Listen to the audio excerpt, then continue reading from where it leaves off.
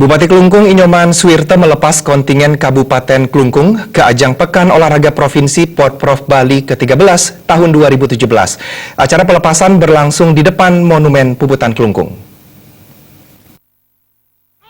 Sebanyak 517 kontingen Klungkung diberangkatkan untuk mengikuti ajang yang akan diselenggarakan di Kabupaten Gianyar tersebut. Kontingen ini terdiri dari 442 atlet, 63 pelatih, dan 32 ofisial.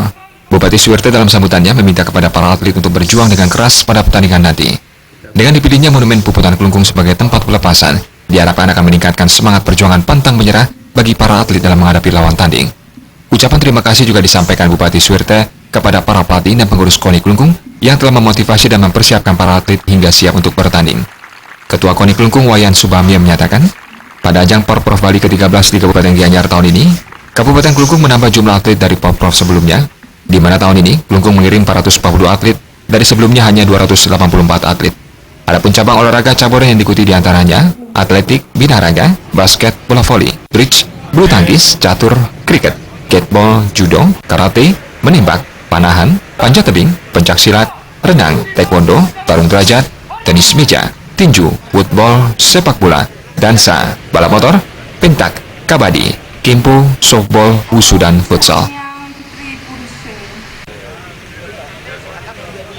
Sementara itu, acara pelepasan atlet kali ini tampak spesial dengan kehadiran atlet karateka Putri Klungkung, peraih medali emas pada SEA Games 2017 Malaysia, Cokorda Istri Agung Sanistiarani.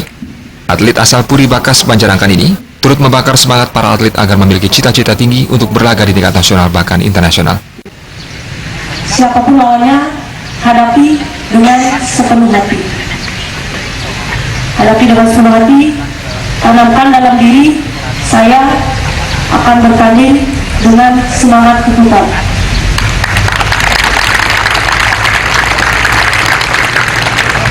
Saya juga ingin mengucapkan terima kasih.